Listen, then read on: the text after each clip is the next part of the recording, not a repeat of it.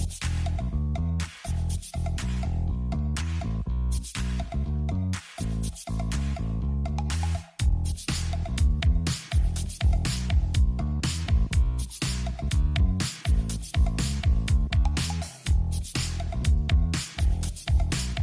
बच्चों, mission 2022 welder trade series part 3। इस series में हम आईटीआई के सीबीटी परीक्षाओं में, कॉम्पिटिशन्स में और जॉब इंटरव्यूज़ में पूछे जाने वाले कुछ अति महत्वपूर्ण सवालों को कर रहे हैं।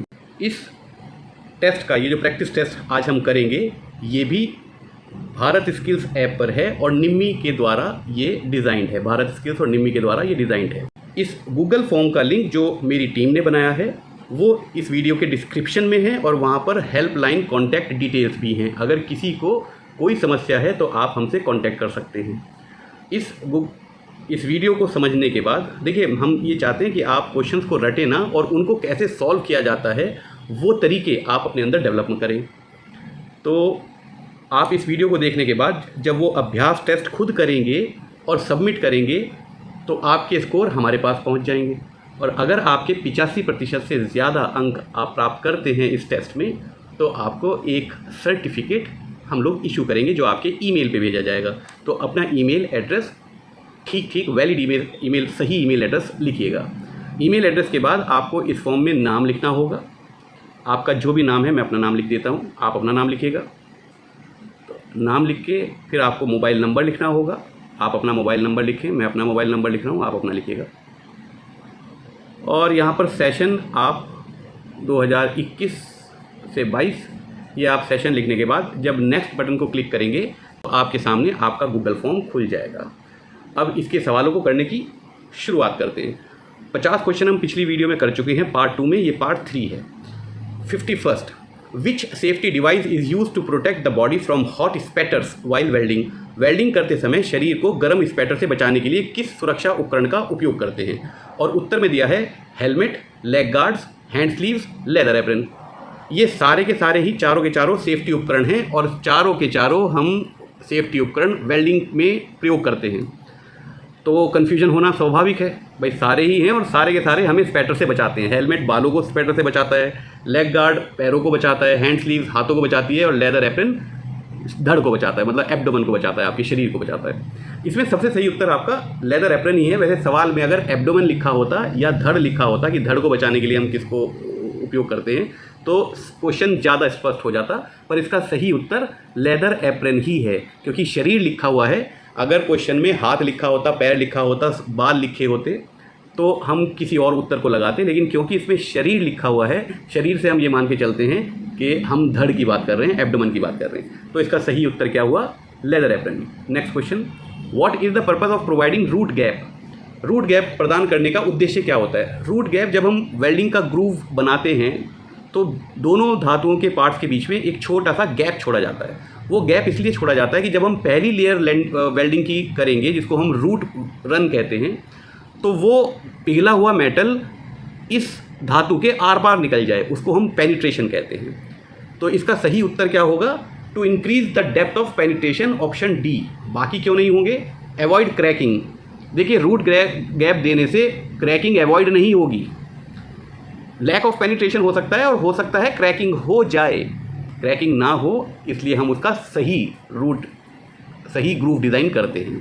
टू अवॉइड पोरोसिटी, पोरोसिटी से भी इसका मतलब नहीं है आपके रूट गैप का। रूट गैप की वजह से पोरोसिटी बढ़ सकती है, नीचे से एटमॉस्फेरिक ऑक्सीजन आपके रूट को ख़राब करती है, रूट रन को ख़राब करती है, उसमें पोरोसिटी आ जाती है। Okay. To avoid distortion, root gap की वजह से डिस्टॉर्शन बढ़ता है, हमारी मजबूरी है रूट गैप देना, क्योंकि हम चाहते हैं कि हमारा जो जॉइंट लगे वो बहुत मजबूत लगे। जितनी मजबूत प्लेट है उतना ही मजबूत हमारा जॉइंट लगे, तो उसके लिए पूरी डेप्थ में वेल्डिंग होना जरूरी है। उसको हम कहते हैं पेनिट्रेशन। जब हम पूरी डेप्थ में वेल्डिंग पिघली हुई अवस्था में पहुंचाना चाह रहे हैं पिघला हुआ धातु वेल्डिंग के लिए, तो उसको हम पेनिट्रेशन कहते हैं। इसका सही आंसर होगा डी। अगला question, what is the fusion zone. Fusion zone क्या होता है? फ्यूजन होता है जब पेरेंट मेटल और फिलर मेटल, एक फिलर धातु की रॉड है जिसको पिघला के हम वेल्डिंग कर रहे हैं, और जो दो धातु हैं वो पेरेंट मेटल भी पिघलता है। जब ये फिलर मेटल और पेरेंट मेटल आपस में पिघल के फ्यूज़ होते हैं, मतलब एक हो जाते हैं पिघली हुई अवस्था में, उसको हम फ्यूजन कहते हैं। तो फ्यूजन जोन क्या होता है? फ्यूज्ड डेप्थ, हम उसको डेप्थ में नहीं नापते हैं फ्यूज़न जोन को। फ्यूज़न जोन ये होता है जो आपको दिखाई दे रहा है। और ये ऐसा मत समझिएगा कि ये सिर्फ एज की बात हो रही है, ये पूरी सरफेस है, मतलब पूरे आगे तक जो वेल्ड ग्रूव जा रहा है उसकी सतह पे जहाँ जहाँ भी ये सतह होगी वो सतह पेरेंट मेटल के पार्ट की होगी और उस पर पिघली हुई अवस्था में फिलर मेटल गिरेगा और आर्क इसको भी पिघलाएगा, तो ये सारी सतह पिघलेगी। इसका भी सही उत्तर जो है वो डी है, surface of the joint groove. एज इसलिए नहीं हो सकता, एज होता है किनारा, हम सिर्फ किनारे पे को फ्यूज़ नहीं करते, हम पूरी सतह को फ्यूज़ करते हैं ताकि वो फ्यूज़न जोन बन सके, उसको हम फ्यूज़न जोन कहेंगे। आप डायग्राम में देखें तो आपको समझ में आ जाएगा मैं क्या कह रहा हूँ। Lack of fusion fusion zone नहीं होता, लैक ऑफ फ्यूज़न तो फ्यूज़न की कमी को कहते हैं, तो उसका तो कुछ और मतलब निकलता है, फ्यूज़न जोन वो नहीं हो सकता। और फ्यूज डेप्थ मैंने आपको बताया, उससे हम फ्यूज़न जोन उसको नहीं कहते हैं।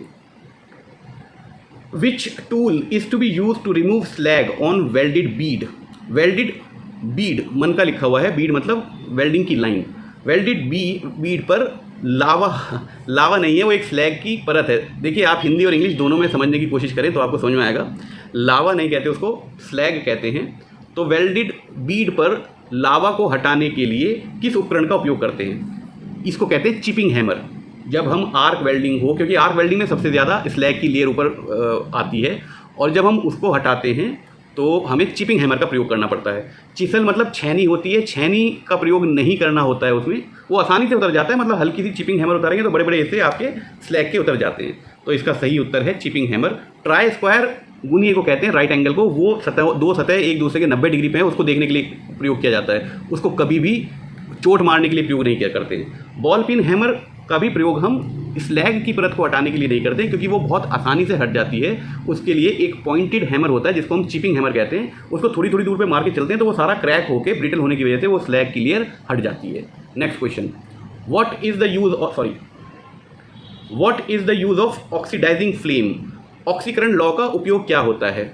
हमने गैस वेल्डिंग में ये 3 प्रकार की जो फ्लेम होती है उसके बारे में डिस्कस किया था। एक को न्यूट्रल गैस कहते हैं, जिसकी सहायता से हम सभी फेरस मेटल और उनके एलॉयज़ की वेल्डिंग करते हैं। एक होती है ऑक्सीडाइजिंग फ्लेम, जिसका प्रयोग हम नॉन फेरस धातुओं को पे करते हैं, जैसे कॉपर, एल्युमिनियम या उनके एलॉयज़ जैसे ब्रास और ब्रॉन्ज, उनकी वेल्डिंग करने के लिए हम ऑक्सीडाइजिंग फ्लेम का प्रयोग करते हैं। और एक तीसरी फ्लेम होती है कार्बोराइजिंग फ्लेम, उसको हम हार्ड फेसिंग करने के लिए प्रयोग करते हैं। ये 3 चीज़ें हमने समझी थी गैस वेल्डिंग की अपनी वीडियो में।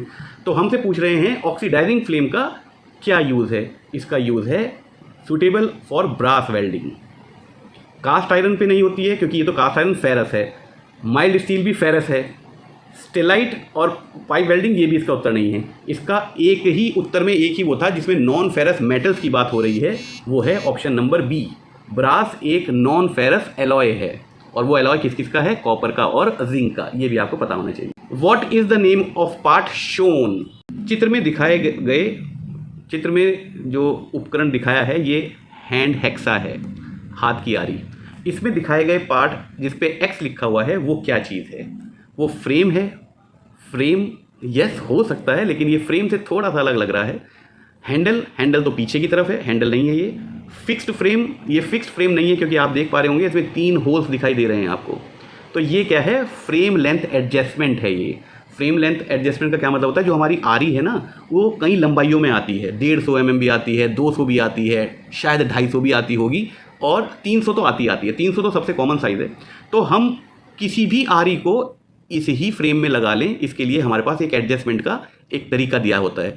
और एक्स जहाँ पर ये निशान लगा हुआ है ये वही एडजस्टमेंट है। जैसे आरी छोटी होगी तो हम ये अंदर फ्रेम को छोटा कर देते हैं और उसी पॉइंट पे ले जाके हम उसकी पिन को लॉक कर देते हैं, तो ये फ्रेम, ये जो आरी है उतनी बड़ी बन जाती है हमारी। तो इसका सही उत्तर डी है, frame length adjust. What are the main causes of accident while using hammer. हथौड़े का उपयोग करते समय दुर्घटनाओं का मुख्य कारण क्या है? देखिए ये सब निम्मी के क्वेश्चंस हैं, मैंने वहीं से मेरी टीम ने उठा के इसको गूगल फॉर्म बनाया है ताकि आप लोगों को समझाने में आसानी हो सके।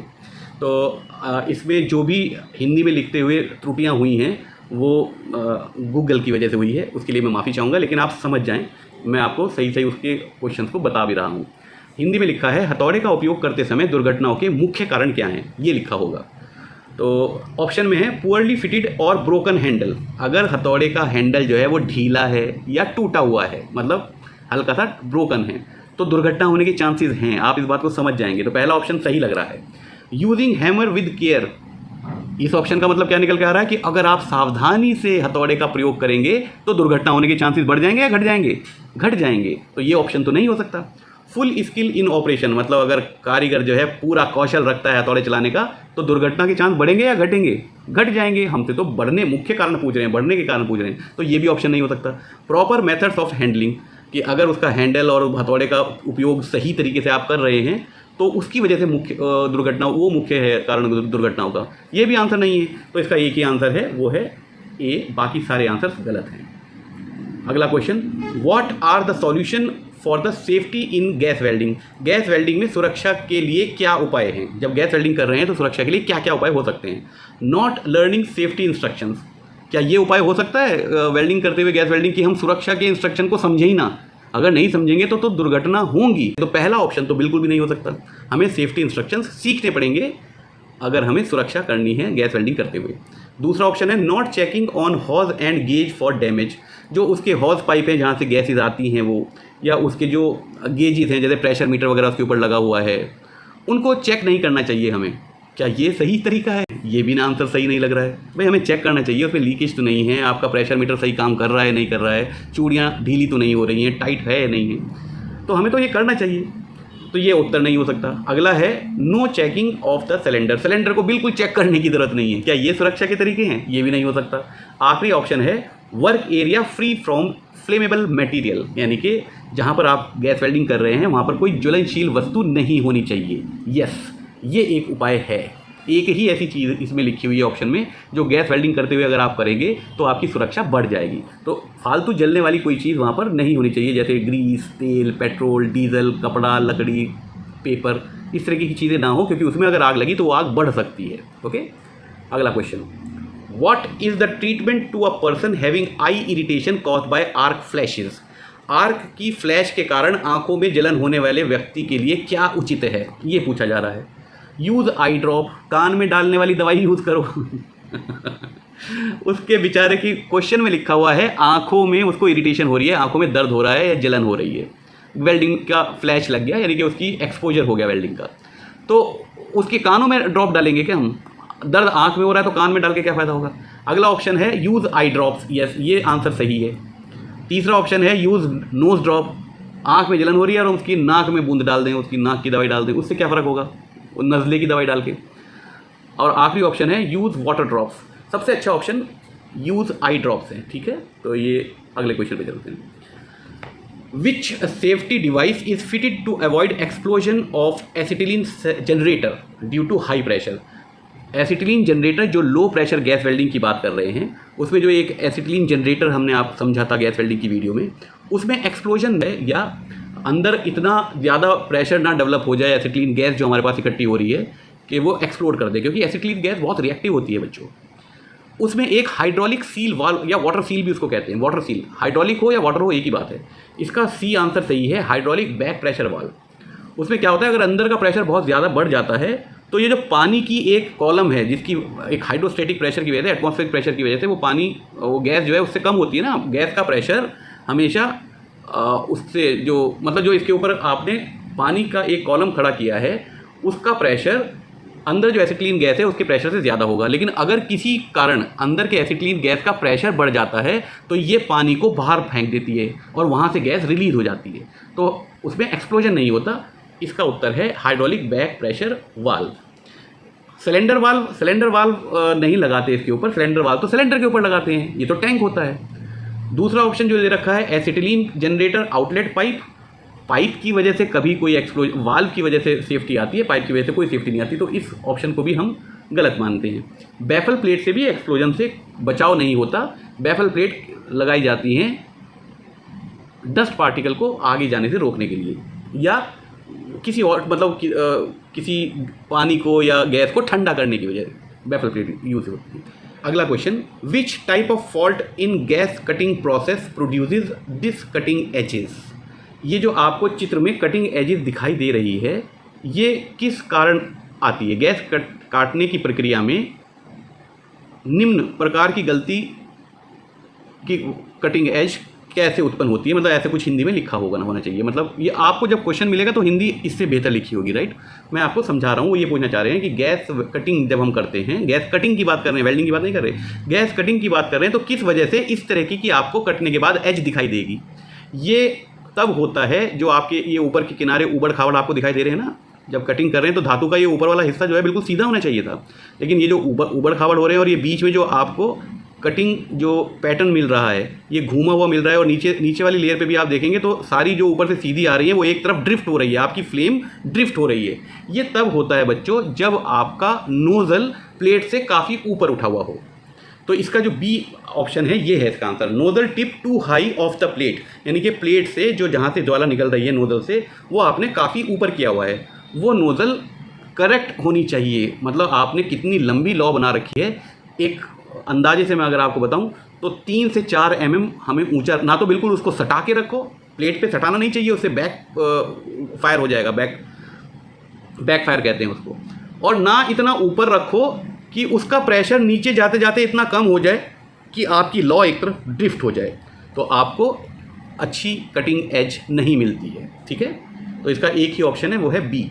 मैंने आपको समझा दिया, बाकी ऑप्शन भी देख लेते हैं। एक्सट्रीमली लो कटिंग स्पीड, अगर बहुत लो कटिंग स्पीड आप रखेंगे तो ये जो आपको सतह मिली है, जो आपको दिखाई दी इस पे लाइनें लग रही हैं, इस सतह में गड्ढे पड़ जाएंगे अगर आपने बहुत, क्योंकि ज़्यादा मटेरियल पिघलने लगेगा, आपकी स्पीड कम है तो एक ही जगह ज़्यादा उसमें उत्पन्न होगी तो ज़्यादा मेटल पिघल जाएगा, तो आपको गड्ढे होने लगेंगे इसमें। तीसरा ऑप्शन जो दे रखा है सी, नोजल टिप टू क्लोज, अगर क्लोज होती तो ये वाली डिफेक्ट लॉ एक तरफ भागती हुई दिखाई ना देती, आपको ड्रिफ्ट होती दिखाई ना देती, नीचे की तरफ जो आपको दिखाई दे रही है लाइनें नीचे जाके मुड़ रही हैं, मतलब लेफ्ट साइड की तरफ घूम रही हैं सारी लाइनें। और आखिरी ऑप्शन है nozzle provided with too much oxygen, अगर बहुत सारी ऑक्सीजन होती, कटिंग प्रेशर ज़्यादा होता तो भी आपको ये दोष ना दिखाई दे रहा होता। Next question, what is the effect of ultraviolet and infrared rays if welder exposed to the rays. जब हम वेल्डिंग करते हैं तो उसके अंदर से अल्ट्रा वायलेट और इंफ्रारेड रेडिएशंस होते हैं, वही जो एक्सपोजर है हमारी आंखों को तकलीफ़ देता है, एक दिन के लिए सही, लेकिन वो तकलीफ़ देता है। तो यही सवाल पूछा जा रहा है कि अगर कोई इंसान उस रेज को से एक्सपोज हो जाए, और उससे बचने के लिए हम क्या करते हैं, हम स्क्रीन का प्रयोग करते हैं, वेल्डिंग स्क्रीन या हेलमेट का प्रयोग करते हैं, या गैस कटिंग में हम ब्लैक ग्लासेस का प्रयोग करते हैं, राइट।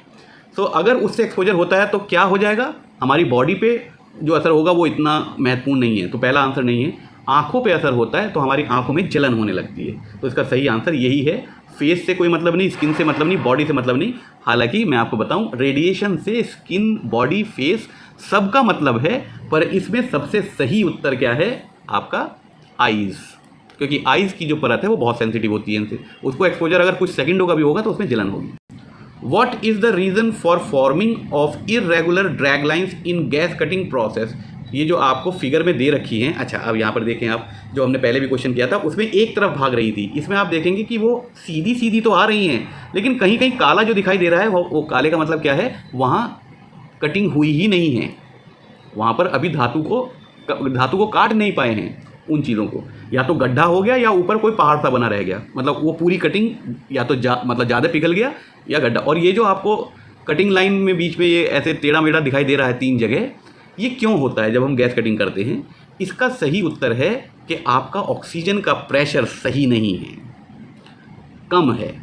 कम होगा तभी ये जो ब्लैक दिखाई दे रहा है आपको हिस्से, ये पिघले ही नहीं। ऑक्सीजन का प्रेशर कम होगा तो ऑक्सीजन की जो फ्लेम है आपकी कटिंग फ्लेम, वो नीचे तक पहुँची ही नहीं है, और ये बीच तक तो इसने सीधी सीधी लाइनों में काटा, और फिर फ्लेम को जहाँ रास्ता मिला, क्योंकि प्रेशर कुछ तो है, लेकिन वो प्रेशर इतना कम है कि जहाँ पर वो पिघली हुई अवस्था में था वहाँ को फ्लेम चली गई, और वहाँ पर ये लाइन टेढ़ी मेढ़ी आपको मिलने लगती हैं, ये पैटर्न मिलने लगता है। जब आप कटिंग करे हुए किसी सरफेस को देखेंगे आपको ये पैटर्न समझ में आ जाए।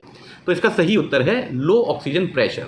जब प्रेशर को लो रखा जाता है तो चित्र में दिखाए गए ये काले काले जो गड्ढे हैं और इस तरह की जो ये भागती हैं लाइन्स, ये तभी होता है जब ऑक्सीजन का प्रेशर कम रखा जाए। विच type of transformer used in AC welding? देखिए AC वेल्डिंग हो या DC वेल्डिंग हो, जो ट्रांसफार्मर जिसको हम वेल्डिंग मशीन कहते हैं, वो स्टेप डाउन ट्रांसफ़र होता है 35 वोल्ट पे, 40 वोल्ट पर, क्योंकि पावर ट्रांसमिशन सेम है। पीछे से जो पावर आ रही है आगे भी वही पावर जा रही है। हमारी ये मशीन ना तो पावर जनरेट कर रही, ना पावर को खा रही है। तो पावर होता है V/I, पावर सेम है, और अगर वोल्टेज को हमने कम करा है तो करंट बढ़ जाता है। करंट बढ़ने से हमारी ऊष्मा जो उत्पन्न हो रही है वो बढ़ जाती है और हमें वो तापमान मिल जाता है, गलनांक तापमान उस धातु का जिसको हम वेल्डिंग कर रहे हैं। आपको ये बात मेरी वीडियो में भी समझ में आ गई होती। तो ये पूछ रहे हैं कि जो हम वेल्डिंग मशीन आर्क वेल्डिंग में यूज़ करते हैं उसमें कौन सा ट्रांसफार्मर यूज़ करते हैं। आर्क वेल्डिंग में जो हम यूज़ करते हैं वो स्टेप डाउन ट्रांसफर होता है, क्योंकि वो वोल्टेज को डाउन कर देता है, जिस वजह से हमारी करंट बढ़ जाता है, ऊष्मा ज़्यादा प्राप्त होती है, क्योंकि ऊष्मा का फॉर्मूला है हीट = I²RT, यानी कि वो करंट के स्क्वायर पे निर्भर करता है। जितना ज़्यादा करंट होगा उतनी ही ज़्यादा आपके पास ऊष्मा प्राप्त होगी। तो इसका उत्तर है स्टेप डाउन, और कोई उत्तर इसका नहीं है। Next question, which position is advantageous for easy welding. हमने अलग अलग पोजीशंस पढ़ी थी जब वेल्डिंग पोजीशन के बारे की वीडियो हमने बनाई थी, तो अलग अलग पोजीशन पढ़ी थी 1G, 2G, 3G, 4G and 5G, और 6GR भी है पाइप में। ओके, सो और इसमें फिलेट्स की भी होती है। इसमें जो सबसे आसान पोजीशन है वो है 1G। 1G को हम क्या कहते हैं, फ्लैट। तो ये फर्स्ट ए जो ऑप्शन है इसका वो सही है। फ्लैट पोजीशन वेल्डिंग में सबसे आसान और एडवांटेजियस, मतलब जिसमें सबसे ज़्यादा लाभ मिल रहे हैं, और इसको समझने में ज़्यादा दिक्कत नहीं है। वर्टिकल पोजीशन में वो पिघली हुई धातु ग्रेविटी की वजह से नीचे बहना चाहेगी, ऐसे ही ओवरहेड में निकल के उस ग्रूव से बाहर गिरना चाहेगी। हमें तो उस ग्रूव के अंदर करनी थी वेल्डिंग। जब ग्रेविटी नीचे लग रही है और आप वेल्डिंग सिर के ऊपर कर रहे हैं तो नीचे गिरेगी ना वो। ऐसे ही हॉरिजॉन्टल में भी वो ग्रूव से बाहर निकलना चाहेगी। फ्लैट में ऐसा नहीं होता। फ्लैट में तो ग्रेविटी भी उसको नीचे ही खींचना चाह रही है, पिघली हुई अवस्था को, धातु को, और हमारी वेल्डिंग भी हम वहीं चाह रहे हैं कि अंदर तक पहुँच जाए, अंदर के किनारों तक पहुँच जाए, पेनिट्रेशन हो जाए। तो फ्लैट पोजीशन सबसे ज़्यादा ईजी और एडवांटेजियस होती है। Next question, which type of the following is use to convert AC to DC supply in welding machine. Welding machine में AC को DC आपूर्ति में बदलने के लिए निम्न में से किसका उपयोग किया जाता है। पहला ऑप्शन रेक्टिफायर सेट। यस, ये आंसर सही है। फिर भी आगे के क्वेश्चन पढ़ लेते हैं तब समझाऊंगा क्या है ये। Motor generator set.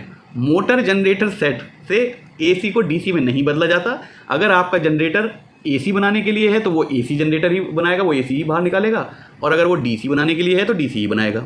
Engine generator set भी ऐसा ही है। और वेल्डिंग ट्रांसफार्मर AC का है तो वो AC ही आगे आउटपुट पे दे देगा, और DC का है तो DC ही आउटपुट दे देगा। ये रेक्टिफायर सेट क्या होता है, ये रेक्टिफायर सेट डायोड्स लगे हुए होते हैं। इसके नाम से ही पता चल रहा है रेक्टिफायर। किसी चीज़ को रेक्टिफाई करना मतलब किसी चीज़ को सही करना। तो जो नीचे की तरफ जा रही थी आपके AC की वेव, नेगेटिव जो पोर्शन होता है उसको ये सारे के सारे को ठीक। What is the metal use to make earth clamp in the welding machine. Welding machine में पृथ्वी को क्लैम्प, अर्थ करने के लिए जो एक क्लैम्प होता है, जो एक टर्मिनल से निकला हुआ आता है, उस केबल के साथ लगा होता है, जो मशीन के साथ लगी है। तो जॉब को पकड़ने के लिए हम अर्थ क्लैम्प लगाते हैं, ठीक है, ताकि हमारा कनेक्शन पूरा हो सके, हमारा सर्किट पूरा हो सके। तो ये जो अर्थ का क्लैम्प है ये किस धातु का बना होता है, ये पूछा जा रहा है। Iron, brass, aluminium, copper alloy. देखिए मेरी बच्चों एक बात ध्यान रखना, जब भी किसी मेटल को पूछा जाए और बिजली यानी कि विद्युत का कोई मामला आ रहा हो और आपके सामने 3 या 4 मेटल दे रखे हों, तो आंख बीच के कॉपर जहाँ लिखा है उस पर निशान लगा देना। इसकी वजह क्या है, कॉपर की कंडक्टिविटी बहुत ज़्यादा होती है, और कॉपर मतलब ऐसा नहीं है, सोना और चांदी की कंडक्टिविटी इससे भी ज़्यादा होती है कॉपर से, लेकिन ये उनसे सस्ता होता है। तो कॉपर को हम विद्युत उपकरणों में बहुत ही उपयोग करते हैं, क्योंकि एल्युमिनियम से ज़्यादा मजबूत होता है, और सोने और चांदी जिनकी इलेक्ट्रिक कंडक्टिविटी ज़्यादा है उनसे ये सस्ता होता है। वो कॉपर के ही बनते हैं। तो जहाँ कॉपर लिखा है वहाँ पर आप उसको निशान लगा देना बिना किसी डर के। कहीं भी आपसे विद्युत का कोई सवाल आए और धातु पूछा हुआ हो, इंसुलेशन ना हो, मतलब ऐसा कोई धातु पूछा हो जो सर्किट को पूरा कर रहा हो, तो कॉपर को निशान लगा देना। Next question, how much current should be set to weld a 10 mm thick plate by arc welding. Arc welding द्वारा 10 मिलीमीटर मोटी प्लेटों को वेल्ड करने के लिए कितने करंट सेट किया जाना चाहिए। भाई अब ये सवाल जो है इसका उत्तर तो मैं नहीं देना चाहूँगा, क्योंकि ये सवाल मुझे समझ नहीं आया। असल में जब हम आर्क वेल्डिंग कर रहे होते हैं तो प्लेट कितनी मोटी है उसके अनुसार हम चयन करते हैं अपने इलेक्ट्रोड के डायमीटर को, और उस इलेक्ट्रोड के डायमीटर के हिसाब से हम सेट करते हैं करंट। प्लेट की थिकनेस से करंट को सेट करने का मतलब नहीं है आपने इलेक्ट्रोड कौन सी ली है, उस पर कोटिंग कौन सी है, कौन सी पोलैरिटी आप प्रयोग कर रहे हैं, और कौन से धातु पे आप वेल्डिंग कर रहे हैं, इन सब के अलावा आपके वेल्डिंग इलेक्ट्रोड का डायमीटर, जो उसका कोर वायर है उसका डायमीटर कितना है, उस पर डिपेंड करता है कि आप कितना करंट सेट कर रहे हैं। तो इसका उत्तर मैं देख के आपको बताता हूँ भाई, रेफरेंस के लिए मेरे पास रखा तो है उनकी आंसर शीट, पर मैं देखता नहीं हूँ। मैं आमतौर पे क्वेश्चंस को पढ़ के नहीं पढ़ाता हूँ, मैं खुद अपने आप को भी टेस्ट करता हूँ ना आपके साथ साथ। तो ठीक है दोस्तों, मैंने इसको देख लिया। इसका उत्तर है 110 एम्पियर। 110 एम्पियर करंट सेट करना चाहिए अगर 10 mm मोटी प्लेट का आपको वेल्डिंग करना है। मुझे नहीं पता इस सवाल का क्या उत्तर है, पर मतलब ये कैसे वो सवाल पे पहुँचे, क्योंकि प्लेट की थिकनेस से हम करंट को सेट नहीं करते। चाहे GMAW मशीन हो, चाहे आपकी आर्क वेल्डिंग, स्टिक वेल्डिंग हो, कुछ भी हो, आपका करंट सेट होगा इलेक्ट्रोड को देखकर, ना कि प्लेट की थिकनेस को देखकर। फॉर एग्जांपल मैं आपको एक एग्जांपल बताना चाहूँगा। मान लीजिए कोई ग्रूव है, उसको हम एक ही बार में भरना चाह रहे हैं और हमने ले ली 4 mm की इलेक्ट्रोड, तो हो सकता है मुझे उसमें करंट सेट करना पड़े 1.5, और मैं हो सकता है ये चाह रहा हूँ या मेरे पास 4 mm की इलेक्ट्रोड ही ना हो, मेरे पास तो 3 mm की इलेक्ट्रोड है। अब 3 mm की इलेक्ट्रोड है तो हो सकता है मैं उसका करंट सेट करना चाह रहा हूँ 100 से 140 या 110 से 140 एम्पियर, और मैं ये चाह रहा हूँ कि मैं कई बार में वेल्डिंग करके, मतलब कई लेयर वेल्डिंग की लगा के तब भरूंगा। भाई डिपेंड ये करता है कि आप किस तरीके से प्रोसेस करना। 10 mm की प्लेट है, मैं एक बार में वेल्डिंग करना चाह रहा हूँ या मैं उसको 3 लेयर में वेल्डिंग करना चाह रहा हूँ, तो उसी हिसाब से मुझे मोटी और पतली इलेक्ट्रोड लेनी पड़ेगी ना, तब जाके हम उस करंट को सेट करते हैं इलेक्ट्रोड के डायमीटर के हिसाब से। पर इन्होंने उत्तर दे रखा है 110। आपसे रिक्वेस्ट है आप इसको रट लेना भैया, हो सकता है ये सवाल दे दें वो। Next question, what is the term for the depth of fusion from the surface of the weld metal plate. Fusion की गहराई के लिए वेल्ड मेटल प्लेट की ऊपर की सतह से जो गहराई है उसके लिए कौन सी टर्म को हम प्रयोग करते हैं, आपको पहले भी बताया एक क्वेश्चन में मैंने, उसको हम पेनिट्रेशन कहते हैं। क्या कहते हैं बच्चों? पेनिट्रेशन। मतलब पेनिट्रेशन मतलब कितना अंदर घुस गई, पेनिट्रेट करना मतलब अंदर घुसना। तो जब हम गहराई की बात करते हैं तो पेनिट्रेशन की बात करते हैं। तो हमारी जो डेप्थ है वेल्ड की उसको हम पेनिट्रेशन कहते हैं, ठीक है। और बाकी सारे आंसर्स गलत हैं इसमें। What should be the angle for the double bevel butt joint. जब भी वी जॉइंट होगा, चाहे सिंगल बेवल हो चाहे डबल बेवल हो, वी जॉइंट को हम 55 डिग्री के आसपास इंक्लूडेड एंगल रखते हैं। मतलब आधा एंगल 27.5 हो गया ना, तो 27.5 डिग्री एक उस पर बेवल बनाएंगे प्लेट पर, और जो दूसरा पार्ट है जिसे जोड़ना है वो 27.5 उस पर बनाएंगे। तो हम लगभग 55 डिग्री के आसपास उस एंगल को रखते हैं। तो इसका सही उत्तर क्या है? जहाँ 55 लिख रखा है 45 से 55, ठीक है, ये सही है। वैसे ये 55 से 60 लिखा होता ना, तो या 50 से 60 लिखा होता तो ज़्यादा अच्छा आंसर होता, पर 55 लिखा है तो 45 से 55 ये आंसर सही है। Next question, what is the name of joint if 2 members welded in the same plane. अगर 2 जुड़ने वाले पार्ट एक ही प्लेन में रखे हैं, मतलब ऊपर नीचे नहीं रखे हैं, एक ही प्लेन में रखे हैं, मतलब ऊपर की सतह पे अगर आप फीटा रख दें तो वो इस पर भी रखा जाएगा, उस पर बीच में कोई गैप नहीं आएगा, ओके, कोई सीधी एज रख दें। ऐसा लैप जॉइंट में नहीं होता, क्योंकि लैप जॉइंट एक के ऊपर एक चढ़ा हुआ होता है। टी जॉइंट में भी ऐसा नहीं होता, क्योंकि टी जॉइंट में एक प्लेट के ऊपर दूसरी प्लेट समकोण में खड़ी रहती है। और ऐसा एज जॉइंट में भी नहीं होता। बट जॉइंट ऐसा होता है जिसमें दोनों प्लेटें बिल्कुल एक प्लेन में रखी हुई होती हैं और उनको जोड़ के हम उनकी लंबाई या चौड़ाई बढ़ा देते हैं। प्लेट की लंबाई या चौड़ाई बढ़ाने के लिए हम बट जॉइंट लगाते हैं। इसका आंसर है बट जॉइंट, क्योंकि जो दोनों पार्ट्स हैं वो अगर एक ही प्लेन में रखे हुए हैं तो उसको हम बट जॉइंट कहते हैं। What is the symbol of welding. इस वेल्डिंग सिंबल का प्रतीक क्या है? ओके, ये जो वेल्डिंग सिंबल है ये स्पॉट वेल्डिंग का नहीं है, फिलेट वेल्डिंग का भी नहीं है, सिंगल जे भी इसमें कोई दिखाई नहीं दे रहा। ये बैकिंग रन वेल्ड का है। जब हम किसी वेल्डिंग के पीछे कोई एक बैकिंग प्लेट लगाते हैं ताकि नीचे से एटमॉस्फेरिक एयर उसको कंटेमिनेट ना कर दे, पहली बात, और पिघली हुई अवस्था में मटेरियल ज़्यादा नीचे ना चला जाए, मतलब नीचे ना, दूसरी तरफ ना निकल जाए, ज़्यादा ना निकल जाए, तो हम बैकिंग प्लेट लगाते हैं। और ये किस इलेक्ट्रोड में लगाते हैं? ज़रूरी नहीं है कि हर वेल्डिंग में आपको बैकिंग प्लेट लगानी पड़े। ये वहाँ लगाते हैं बैकिंग प्लेट जिस इलेक्ट्रोड में हाई आयरन ऑक्साइड की कोटिंग की हुई होती है। ये भी आप बात ध्यान रखना, क्योंकि तो आपसे इस तरीके के सवाल, ये नॉलेज आपके पास होनी चाहिए as a welder. What is the shape of weld finish symbol. ये जो वेल्ड फिनिश सिंबल दे रखा है आपको, ये जो वेल्डिंग होगी इसकी शेप कैसी होगी? देखिए इस वेल्ड सिंबल में आपको ऊपर जो रेफरेंस लाइन है उस पर आपको एक ट्राइंगल दिखाई दे रहा है। उस ट्राइंगल का मतलब है यहाँ फिलेट जॉइंट आने वाला है, फिलेट वेल्डिंग होगी, ये बात सही है। और क्योंकि ये लाइन के नीचे दे रखा है तो फिलेट वेल्डिंग इसी तरफ होगी, दूसरी तरफ नहीं होगी। ये भी मैं बता रहा हूँ आपको। उसके बाद जो ऊपर एक कंटूर का साइन दे रखा है कि ये कॉनकेव बनेगा, और उसके नीचे जो सी लिखा हुआ है ये ऑपरेशन बता रखा है इन्होंने। ये सी का मतलब होता है चिपिंग, एम अगर लिखा होता तो उसका मतलब होता मशीनिंग, मतलब वेल्डिंग करने के बाद ऊपर की सतह को मशीन करना है आपको, और तब जाके ये शेप देनी है जो कॉनकेव शेप इन्होंने दे रखी है। सी लिखा है तो चिपिंग करके आपको ये शेप देनी है, और अगर आपको जी लिखा होता तो ग्राइंडिंग करनी होती है आपको। बहरहाल ये चिपिंग लिखा हुआ है, कंटूर शेप लिखा हुआ है, फिलेट लिखा हुआ है और इसी तरफ लिखा हुआ है। अब आंसर देख लेते हैं क्या है। कॉन्वेक्स सिंबल तो ये नहीं है, कंटूर सिंबल यस ये है, कॉनकेव सिंबल भी ये है, कंटूर सरफेस चिप्ड, क्योंकि चिपिंग का अब तक निशान नहीं आया था, सी लिखा हुआ है साफ साफ, तो चिपिंग जरूर आना चाहिए था, तो इसका आंसर 4 है। What is defined as vertical position in groove welding? Vertical position हम कहते हैं 3G, कोई इसमें शक की बात आपको नहीं होनी चाहिए। 1G फ्लैट है, 2G हॉरिजॉन्टल है, 3G वर्टिकल है, और 6G 45 डिग्री पर आपको विदाउट रोटेशन ऑफ पाइप, उसको हम 6G कहते हैं। ठीक है बच्चों, ये आपको मेरी वेल्डिंग पोजीशन की वीडियो को देख लेना, आपको समझ में आ जाएगी बात। Next question, which type of weld is used in welding cable? Which type of metal is used in welding cable? Welding cable में किस प्रकार के धातु का उपयोग किया जाता है? मैंने आपको फिर बताया, जब भी विद्युत का प्रभाव होना है और आपको धातु पूछ रहे हैं और सामने कॉपर लिखा है, तो आपको कुछ नहीं करना, आंख मीच के कॉपर पे लगा देना। Which of the following gas is used in TIG welding? Tungsten inert gas welding में किस गैस का हम यूज़ करेंगे?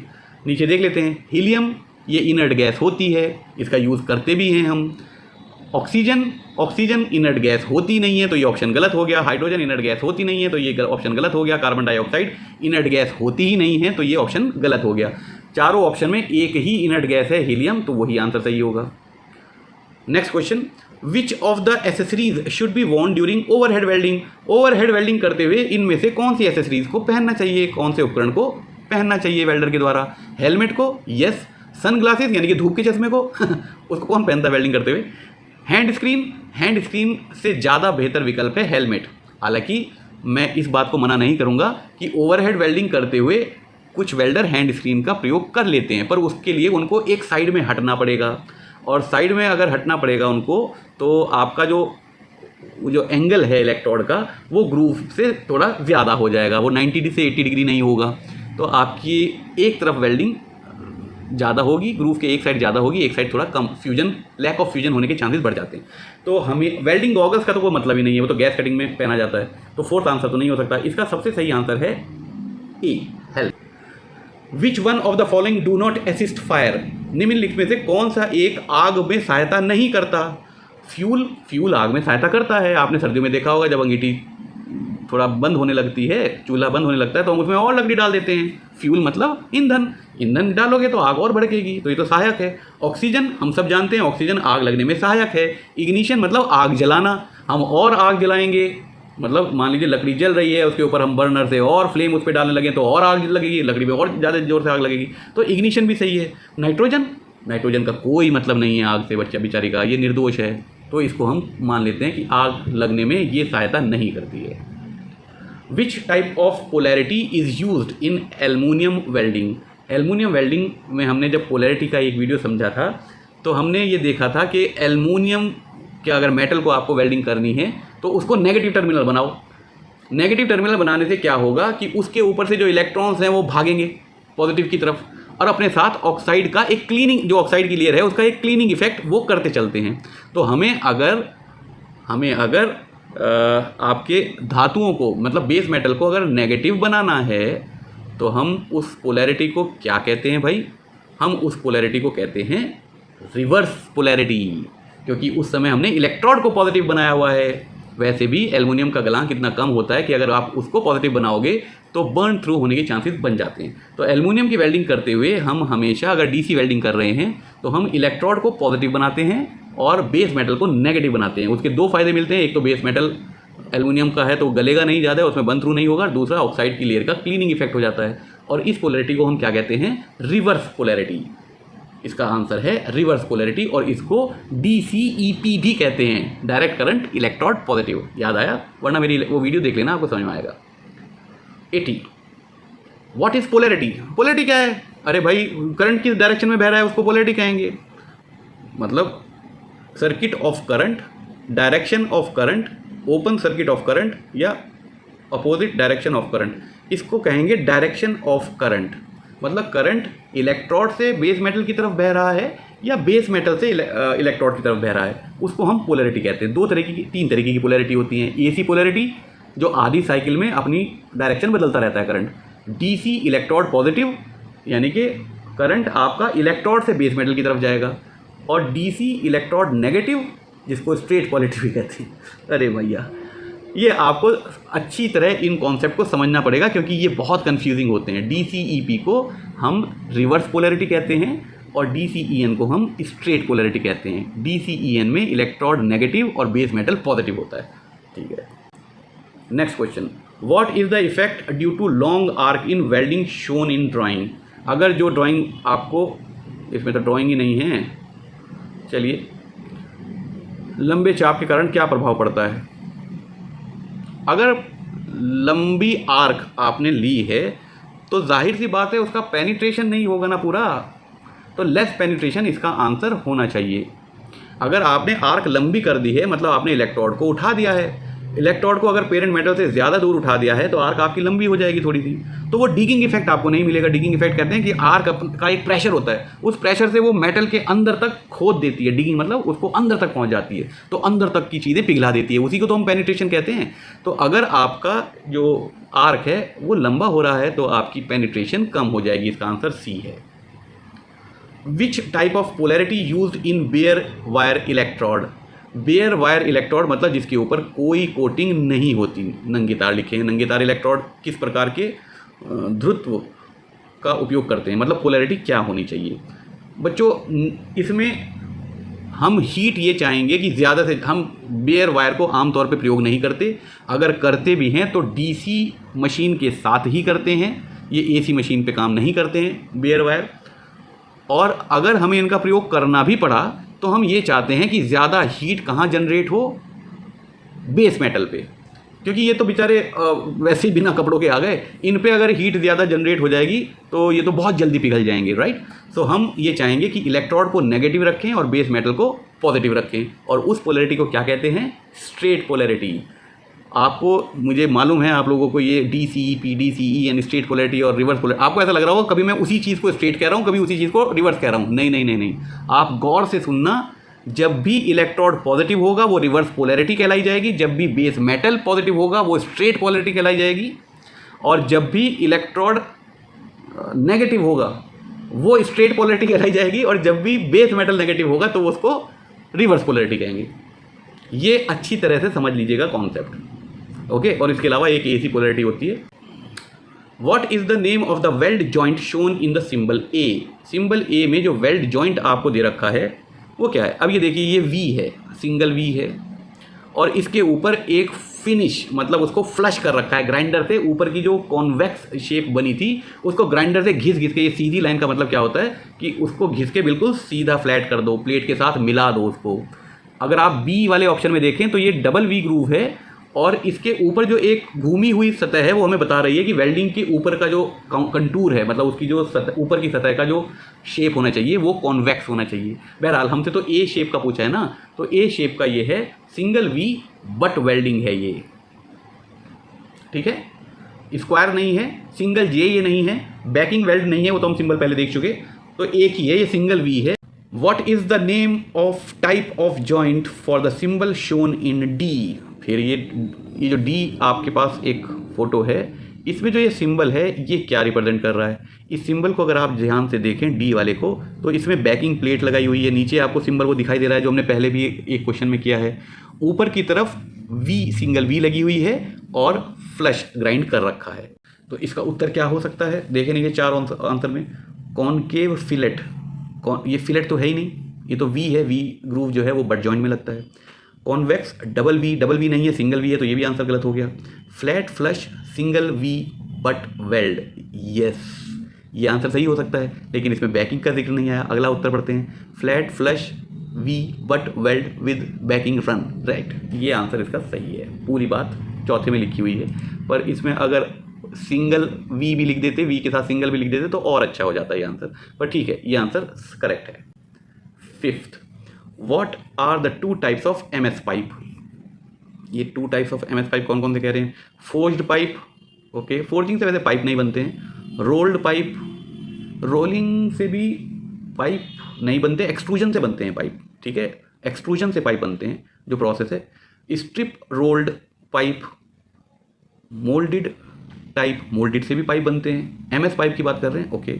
मोल्डेड से आमतौर पे नॉन मेटल, मतलब नॉन मेटल के जैसे कंक्रीट वगैरह के पाइप बनते हैं। Bent sheet pipe, hot forging pipe, seamless pipe और रेजिस्टेंस वेल्डिंग पाइप, ओके। ये दोनों, ये जो नीचे वाला है सीमलेस पाइप उसको कहते हैं जो एक्सट्रूजन से बनते हैं जिसमें वेल्डिंग नहीं होती है, और एक पाइप वेल्डिंग वाले होते हैं उसको रेजिस्टेंस वेल्डिंग पाइप कहते हैं। What is the name of type of joint for the symbol shown in सी।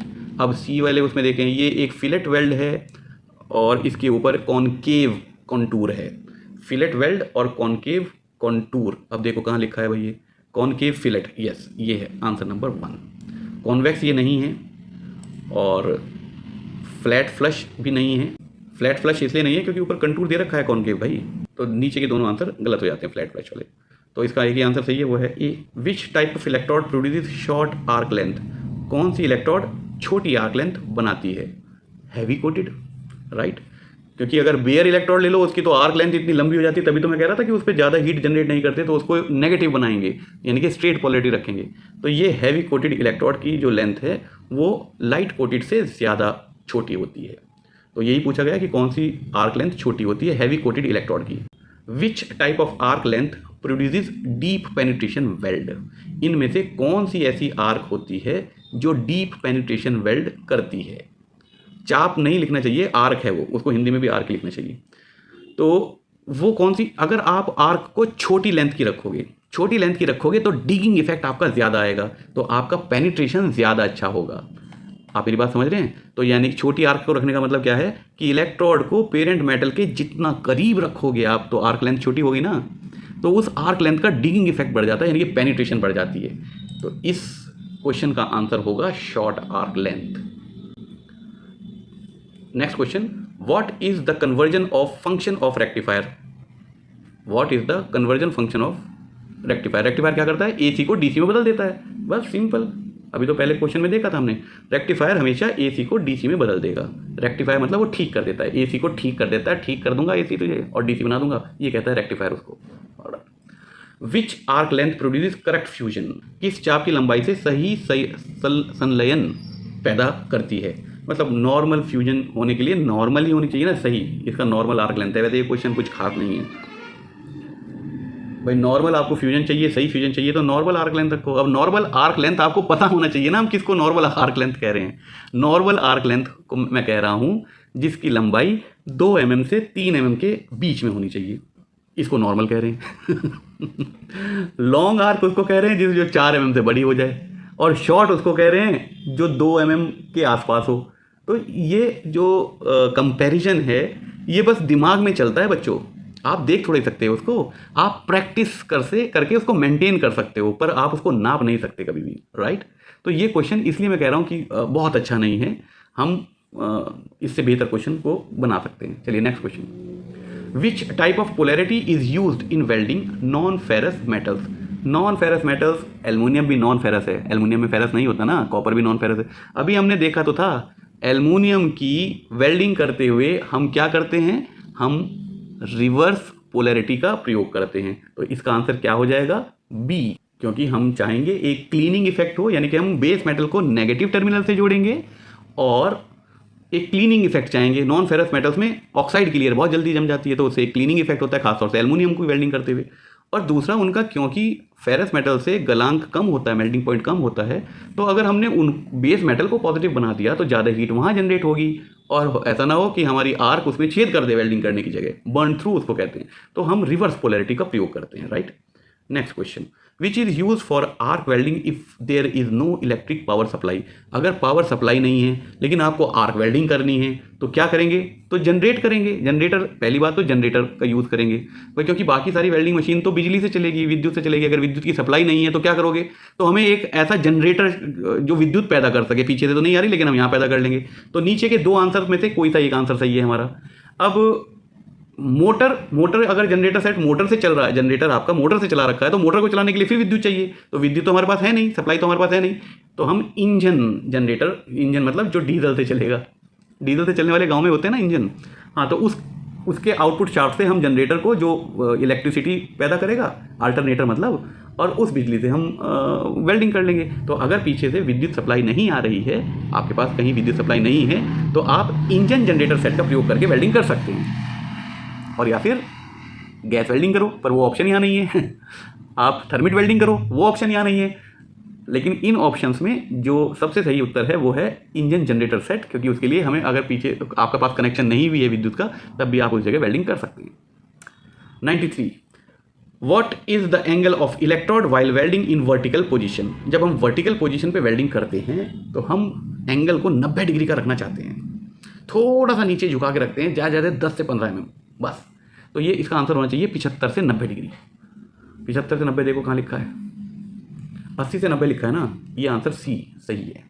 क्या सही है भाई, जब भी हम वर्टिकल वेल्डिंग करना चाहेंगे, वर्टिकल पोजीशन मतलब नीचे से ऊपर या ऊपर से नीचे, तो हम अपनी इलेक्ट्रोड को ज़्यादा से ज़्यादा 10 से 15 डिग्री झुकाते हैं ग्रूव से, ग्रूव के रिस्पेक्ट में, वेल्डिंग डायरेक्शन के रिस्पेक्ट में आप कह लो। तो इसका सही आंसर सी है 80 से 90। बहुत ज़्यादा ये कोण नहीं होना चाहिए, जबकि फ्लैट पोजीशन में हम कितना झुकाव का कोण रखते हैं, 70 डिग्री के आसपास, राइट। ये सारे आपके पास आइडिया होने चाहिए बच्चों। Next question, which type of arc produces humming sound. Long arc, short arc, normal arc, too long arc. देखिए, आर्क हमिंग साउंड प्रोड्यूस कर रही हो, हमिंग साउंड तो एसी मशीन करती है, ट्रांसफॉर्मर करता है हमिंग साउंड प्रोड्यूस। अब कोई आर्क भी प्रोड्यूस करती है हमिंग साउंड, उसकी स्पैटर की आवाज़ तो मुझे आती है, मतलब उसको चैटरिंग तो कह सकते हैं, पर हमिंग साउंड कोई आर्क बनाती है मुझे सच में खुद नहीं पता। ओके, इसका आंसर है लॉन्ग आर्क लेंथ। अगर लॉन्ग आर्क लेंथ होगा तो वो ऐसे, हमिंग साउंड कैसी होती है, ऐसी होती है हमिंग साउंड। तो ऐसी आवाज़ आर्क बनाती हो, मैंने कभी ध्यान से सुना नहीं, हो सकता है मेरी कमी रह गई हो, इस बार सुन लूँगा। पर आंसर जो दिया हुआ है निमी के उसमें वो है long arc length, right. 95th, which type of arc length used in thin sheet metal. देखिए, थिन शीट मेटल के लिए आपको लॉन्ग आर्क रखनी चाहिए, इसको मैं श्योर हूँ। ये आंसर ए है। क्यों ए है मैं बता रहा हूँ। जैसे जैसे आप आर्क को शॉर्ट रखना चाहेंगे, तो अभी कुछ सवाल पहले मैंने बताया था, डिगिंग इफेक्ट बढ़ जाएगा। डिगिंग इफेक्ट बढ़ जाएगा तो वो अंदर तक जाके उसको मेल्ट करना चाहेगा। हम वेल्डिंग कर रहे हैं और हमारे पास थिन शीट है, मतलब बहुत पतली चादरें हैं, उसमें हम डिगिंग इफेक्ट नहीं चाहेंगे हम, क्योंकि वो तो बेचारे वैसे ही बहुत कमज़ोर और पतले से हैं। उसमें अगर मैंने आर्क को बहुत छोटा रख के और इलेक्ट्रोड को उसके पास लिया तो वो वेल्डिंग नहीं करेगा, वो तो उसको और काट देगा। ठीक है, तो हम लॉन्ग आर्क को प्रयोग करते हैं। ठीक है, ये बात समझ में आ गई, बाकी सारे आंसर गलत हो जाएंगे।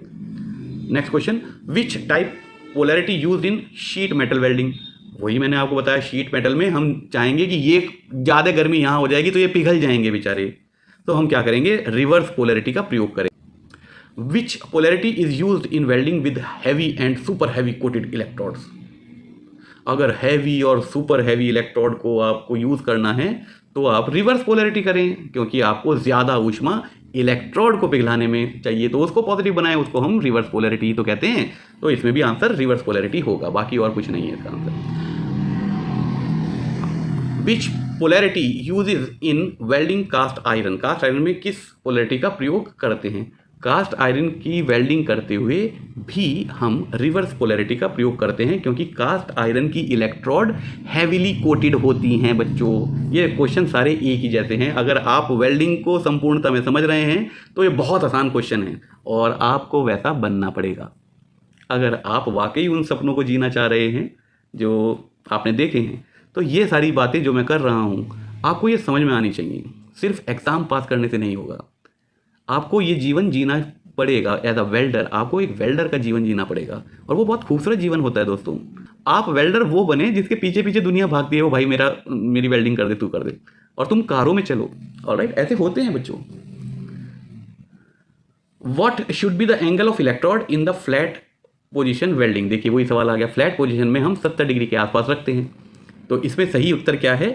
देखिए बहुत ज़्यादा नहीं झुकाते हैं इलेक्ट्रोड को, 70 से 80 डिग्री हम इसका सही आंसर लगाएंगे। 50 से 70 बहुत बड़ा एक रेंज हो गई, इतनी रेंज में अगर आप कर सकते हो फिर तो ये सवाल ही ना बनता, आपकी जो मर्जी उस एंगल पे झुका लो। 60 से 70 छोटा हो जाता है, 60 बहुत छोटा हो रहा है, 70 से 80 ये सही एंगल है, आप इसको टिक करें, ये सही आंसर है। What should be the angle of electrode in horizontal position. Horizontal position भी फ्लैट पोजीशन से बिल्कुल अलग नहीं है, इसमें भी आप 70 से 80 डिग्री अपनी इलेक्ट्रोड को झुकाएं। सिर्फ वर्टिकल पोजीशन में आपको 80 से 90 डिग्री रखना चाहिए एंगल, ये बात याद रहेगी। फ्लैट और हॉरिजॉन्टल एक ही जैसी सी होती है। Which defect will occur when equipment is changing for AC to DC supply in arc welding. Arc welding में AC से DC आपूर्ति के लिए उपकरण बदले जाने पर कौन सा दोष होगा? देखिए DC अगर हम AC से कर रहे थे तो अब हमने DC जो मशीन है उससे करना शुरू कर दिया, तो कौन सा दोष ऐसा है जो AC में नहीं होता और DC में होता है? वो है आर्क ब्लो। आप वीडियो देखें, उसमें बहुत जोर देके इस बात को बताया था मैंने कि DC में जो सबसे बड़ा एक चैलेंज होता है, डिसएडवांटेज इसका, वो होता है इसमें आर्क ब्लो होता है, जो AC में नहीं होता, क्योंकि इसकी पोलैरिटी होती है, कुछ पॉजिटिव और नेगेटिव टर्मिनल होते हैं। AC में तो आधे साइकिल में पॉजिटिव आधे साइकिल में नेगेटिव ऐसा रहता है, तो उसकी पोलैरिटी बदलती रहती है। DC में आर्क ब्लो की पोजीशन ये प्रॉब्लम आती है, तो इसका सही उत्तर है arc blow. Weld crack, distortion, overlap, भाई ये AC में भी हो सकते हैं और DC में भी हो सकते हैं। इसका इससे कोई मतलब नहीं है कि पहले आप AC कर रहे थे अब DC करने लगे इसलिए आपके ओवरलैप हो गया या वेल्ड क्रैक हो गया, डिस्टॉर्शन हो गया। तो वो उसमें भी हो सकते हैं डिस्टॉर्शन, DC में भी हो सकते हैं, वेल्डर की स्किल्स पे डिपेंड करता है। लेकिन आर्क ब्लो ऐसा है कि वेल्डर बेचारा चाहे भी तो उसको कम तो कर सकता है, लेकिन आर्क ब्लो रहता है, मतलब आपकी आर्क जो है वो एक तरफ ड्रिफ्ट होती है, भागती है, वो उस मैग्नेटिक फील्ड में प्रभावित होती है, आप ऐसा समझ लीजिए। What is the purpose of wrapping the weld cable around the job in the welding? Welding करते समय केबल को जॉब पे लपेटने का क्या फ़ायदा होता है, क्यों, मतलब इसका क्या उद्देश्य होता है? आर्क ब्लो को कंट्रोल करना, करेक्ट। आपकी मैग्नेटिक फील्ड की डायरेक्शंस ऐसी होती हैं जो आपके वेल्डिंग जिस डायरेक्शन में कर रहे हैं उसी डायरेक्शन में मैग्नेटिक फील्ड होती है, तो वो ड्रिफ्ट अगर करेगी तो ग्रूव के अंदर अंदर करेगी, ग्रूव के बाहर नहीं करेगी। तो ये वो पर्पज़ होता है जो हम केबल को जॉब पे लपेट देते हैं। इसका सही आंसर है to control arc blow. Arc speed कुछ होती ही नहीं है, वेल्डिंग की स्पीड तो होती है, आर्क की स्पीड तो कुछ होती नहीं है। आर्क लेंथ को कंट्रोल करती है वोल्टेज, उसको लपेट दो या नहीं लपेट दो, जिस वोल्टेज पे आप वेल्डिंग कर रहे हैं उस पर निर्भर करती है आपकी आर्क लेंथ, या आर्क लेंथ निर्भर करती है वेल्डर के ऊपर कि उसने कितना उठा दिया और कितना करीब लिया है। टू कंट्रोल डिस्टॉर्शन, डिस्टॉर्शन का भी केबल को जॉब पे लपेटने से डिस्टॉर्शन कम कैसे हो जाएंगे? ये आंसर नहीं हो सकते, तो एक ही आंसर है इसका आर्क ब्लो। अगला question, what is the purpose of fixing run on run of plate in arc welding. Run on run of plate, जहाँ से भी आप वेल्डिंग शुरू कर रहे हैं एक छोटी सी प्लेट वहाँ लगाई जाती है उसके बाहर, वेल्डिंग ग्रूव के बाहर, और रन ऑफ प्लेट वहाँ लगाई जाती है जहाँ पर वेल्डिंग आपकी खत्म होने वाली है। ये इसलिए किया जाता है कि ताकि आपकी आर्क स्टेबल हो जाए और तब आप उस ग्रूव में जाएँ और वेल्डिंग करना शुरू करें। तो इसमें नीचे देख लेते हैं आंसर क्या है। Control arc blow, control porosity, control distortion, control over heating. नीचे के सारे ऑप्शन गलत हैं। कंट्रोल आर्क ब्लो, शुरुआत में वो आर्क कैसे भाग रही है हमें एक अंदाज़ा लग जाता है, तो हम उस अपने नोजल को उस डायरेक्शन में ले आते हैं कि आर्क ब्लो होने के बाद भी ग्रूव के ऊपर और फिर मेटल को एनवेलप करके रखे। वो यही आंसर इसका हो सकता है। 105, which defect can be controlled by keeping a magnetic bridge on the top of the groove joint. इससे भी हम जो मैग्नेटिक ब्रिज का नाम आए या तार को हम लपेट रहे हों कॉइल की तरह, जब हम तार को कॉइल की तरह लपेटते हैं तब भी एक मैग्नेटिक फील्ड का एक कॉन्सेप्ट आता है, या कोई मैग्नेटिक ब्रिज आए, किसी भी वजह से मैग्नेटिक फील्ड का कोई जिक्र आए वेल्डिंग करते हुए, तो समझ जाना कि वो आर्क ब्लो का मामला है। तो आप इसमें आंख मीच के आर्क ब्लो लगा दीजिए, ठीक है। चलिए, अच्छा ये आपका आर्क ब्लो आ गया। ये जो आर्क ब्लो आपको बहुत सारे सवालों में तंग कर रहा था, पीछे कई बार सुनने को मिला, ये है आर्क ब्लो। इस आर्क ब्लो मतलब ये ड्रिफ्ट हो गई, जो आपकी आर्क है वो एक तरफ भागी जा रही है क्योंकि आपकी कुछ मैग्नेटिक फील्ड के अंदर ये बेचारी काम कर रही है। अरे ये भी तो एक चार्ज पार्टिकल है ना, आर्क आपका प्लाज्मा ही तो होता है, प्लाज्मा एयर के चार्ज पार्टिकल्स होते हैं, तो मैग्नेटिक फील्ड में वो अपने अपोजिट ध्रुव की तरफ भागेंगे ना, वही है ये ड्रिफ्ट। तो ये क्या है, the what defect you find in the given figure, जो दिए गए आंकड़े हैं, आंकड़े नहीं मतलब जो दी हुई पिक्चर है उसमें आपको क्या दोष दिख रहा है। उसमें हमें आर्क ब्लो दिख रहा है साफ साफ, वो आर्क भाग रही है एक तरफ। Next question, which among the joint are covered under fillet group. अच्छा, अभी फिलेट ग्रुप जोड़ों में से कौन सा फिलेट समूह के अंतर्गत आता है। टी जॉइंट में फिलेट होता है, लैप जॉइंट में भी फिलेट होता है, बट जॉइंट में फिलेट नहीं होता। मैंने अभी थोड़ी देर पहले आपको किसी क्वेश्चन में बताया था, बट जॉइंट में फिलेट नहीं होता, वो ग्रूव वेल्डिंग में बट जॉइंट होता है, वो सीधा सीधा एक प्लेन में लगता है। उसके अलावा कॉर्नर जॉइंट हो, एज जॉइंट हो, लैप जॉइंट हो, टी जॉइंट हो, इन सब में फिलेट जॉइंट बनता है। तो ये आंसर डी है जिसमें सारे नाम लिखे हुए हैं। ऊपर के सारे आंसर सही हैं लेकिन नीचे का आंसर कंप्लीट है, इसलिए उसको सबसे सही माना जाएगा। What happens if the root gap is lesser than 1/6 of the plate thickness? Root gap वही है जब दोनों जोड़ने वाले पार्ट्स के बीच में हम थोड़ा सा गैप देते हैं ताकि पेनिट्रेशन हो जाए। अगर वो आपने बहुत कम कर दिया तो पेनिट्रेशन नहीं होगा, सिंपल सी बात है। तो मोर चांसेस ऑफ डिस्ट्रॉशन, ये आंसर नहीं है। मोर पेनिट्रेशन नहीं, लेस पेनिट्रेशन होगा। Likely defects like blow hole, porosity, base metal not fuse till the bottom of joint, यही आंसर डी आंसर सही है। इसका मतलब यही है कि बेस मेटल अपने नीचे तक फ्यूज नहीं हो रहा, उसी को लैक ऑफ पेनिट्रेशन या लेस पेनिट्रेशन कहते हैं। ठीक है, तो इसका आंसर डी है। बाकी तीनों, how do you name the depression formed at the end of the weld. आप वेल्ड के अंत में बने अवसाद, अवसाद होता है वो जो इंसानों में डिप्रेशन हो जाता है, उसका बात नहीं हो रहा। डिप्रेशन यहाँ पर गड्ढे की बात होनी चाहिए। तो यहाँ पर डिप्रेशन का मतलब गड्ढे से होना चाहिए।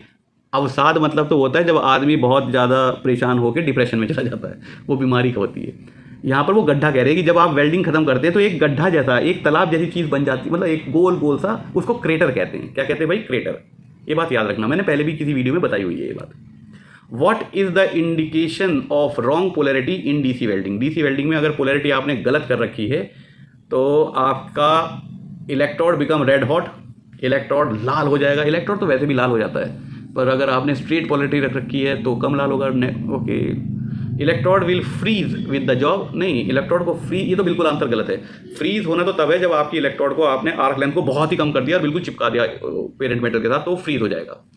Access spatter and poor penetration, excess spatter होता है ज़्यादा करंट बढ़ाने से, और पुअर पेनिट्रेशन होता है आर्क लेंथ को बड़ा करने से। तो इससे भी पोलैरिटी का कोई मतलब नहीं है। It will produce edge of plate melted off. हाँ, अगर आपके जॉब की सतह एजिस जो हैं वो मेल्ट होके और ग्रूव में घुस गई हैं, तो इसका मतलब आपको पोलैरिटी रिवर्स रखनी चाहिए थी और आपने स्ट्रेट रखी हुई है। ओके बच्चों, समझ में आ गई बात? तो ये आपका क्वेश्चन यहाँ ख़त्म हुए, जो मेरी टीम ने बनाया था एक फॉर्म। इस फॉर्म का लिंक डिस्क्रिप्शन में है। आप इस पूरी वीडियो को देखने के बाद उसको अटेम्प्ट करें, उस क्वेश्चन को अटेम्प्ट करें, और अगर आपके 85% से ज़्यादा आए तो मैं आपको एक इलेक्ट्रॉनिक सर्टिफिकेट इशू करूँगा, और आपके CBT परीक्षाओं की तैयारी भी हो जाएगी, कॉम्पिटिशन की तैयारी भी हो जाएगी, और जॉब इंटरव्यूज़ की भी तैयारी हो जाएगी। इसी तरीके के सवाल तो पूछते हैं, और क्या पूछ लेंगे आपसे। खुश रहिए, प्रैक्टिकल करते रहना। मैं सिर्फ थ्योरी में आपकी मदद कर रहा हूँ, प्रैक्टिकल में अपने कौशल को उन्नत करते रहो। Thank you very much. खुश रहो, स्वस्थ रहो।